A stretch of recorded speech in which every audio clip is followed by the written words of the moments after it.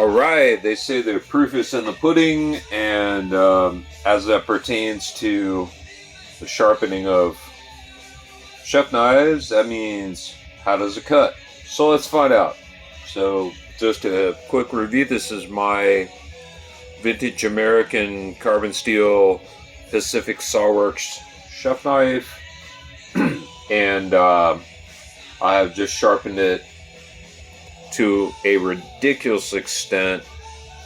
I'm up to my sharpened Kuromaku 12,000 grit stone, just to see how it would do. If you have vintage American carbon steel knives, you do not need to sharpen them to 12,000 grit. And indeed, we may find together that sharpened to such a high extent, or having the edge polished to such an extent, it may not cut as well. When it comes to real world cutting performance with vegetables, it may be overkill. So let's find out together. So making a sauce tonight, so I got a few veggies to cut.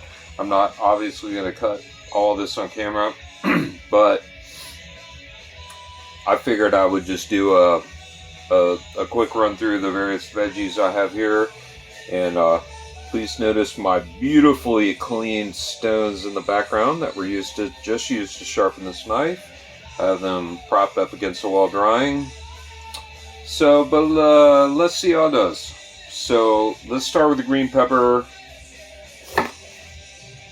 Okay, that wasn't bad. Oh wow, this pepper smells so good. So pardon me while I break the stem out of there. So let's see what this does. One of the biggest criticisms I hear from people about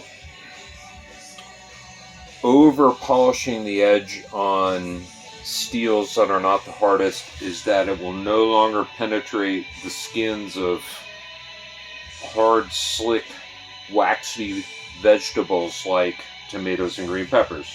So let's see how this does.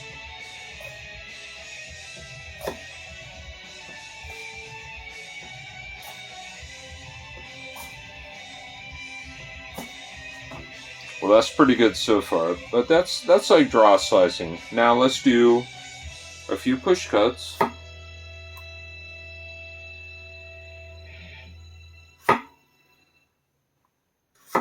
It's so good that I can't even feel. Whoops. Jeez. Well, that's okay. This slice will be a little thicker. That's okay. I'm making sauce tonight. This is all gonna get. Whoops. This is all gonna get thoroughly diced up, and it's gonna get cooked down in my sauce. And wow, just let's do a little more draw slice.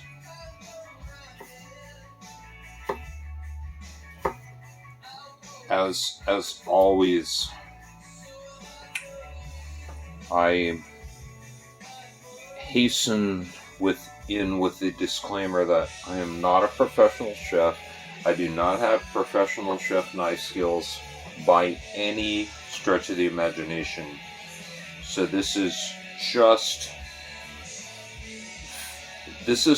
the knife skills of a reasonably good amateur cook who knows how to make some tasty food, and just in the last year and a half, since he discovered genuinely good and sharp kitchen knives, has been working on the actual knife skills. So let's do a little celery. I mean, celery is a tough one. Well, it's pretty good.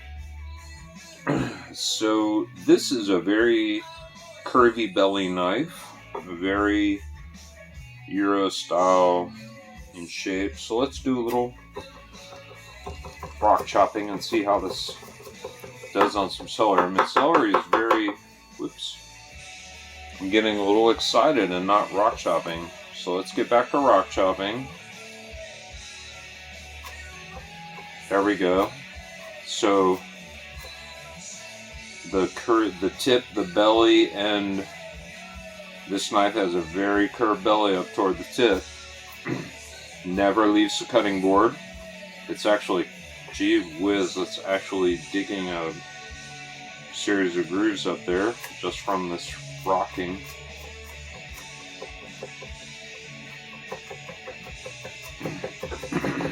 Alright, I'm going to tell you right now, I cannot even feel when the knife touches celery. I mean, this is like ridiculous. But let's move on. Let's do an onion. Honest to goodness. Alright, we'll do one mushroom. Mushrooms are so easy to cut, it's not even worth it. Alright, that's enough of that. I'm not going to put my fingers in danger. I think you can see it'll slice mushrooms. Let's do onion.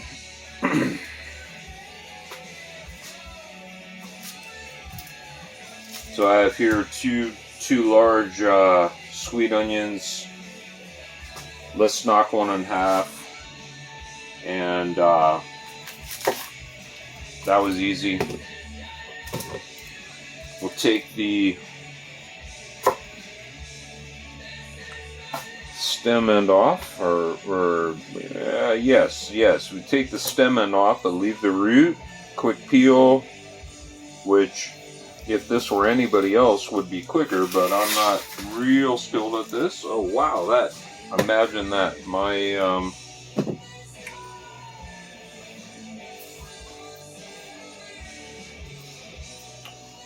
My skills at onion peeling apparently just jumped up a notch at just the right moment. So let's chop this and see how we do. This will be a very fine. Yikes! I missed one piece of peel. This would be a very fine chop, mince, whatever you want. Gee whiz. This thing is so sharp. I will actually put this edge up against several of my best Japanese knives at this point with this onion.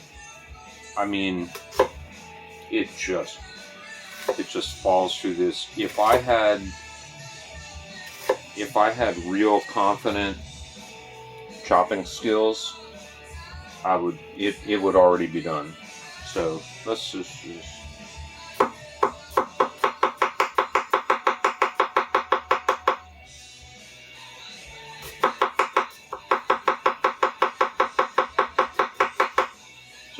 wow, it just flies through it. So anyway, I'm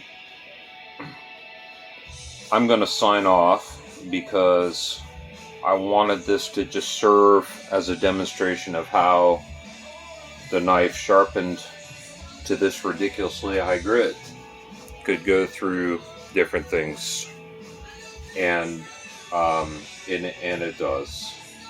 I guess I could do. Unfortunately, the tip of it was so sharp that I went pat. But let's just watch, like, minimal pressure. Let's just shave a couple onion slices just to show how nicely it bites in and just glides down through the product. Wow, it was just effortless. Anyway, I love this knife. Pacific Sawworks. For those of you, my friends, who are aficionados of fine vintage American carbon steel cutlery, if you ever get the chance to buy a Pacific Sawworks chef knife, please jump on it. And then let me know, because I've never seen another one. So it's so simple, but it's a beautiful knife and works incredibly well. So take care, everyone. I hope you have enjoyed this brief food prep demo, and I will see you next time. I'm off to make sauce. Bye bye.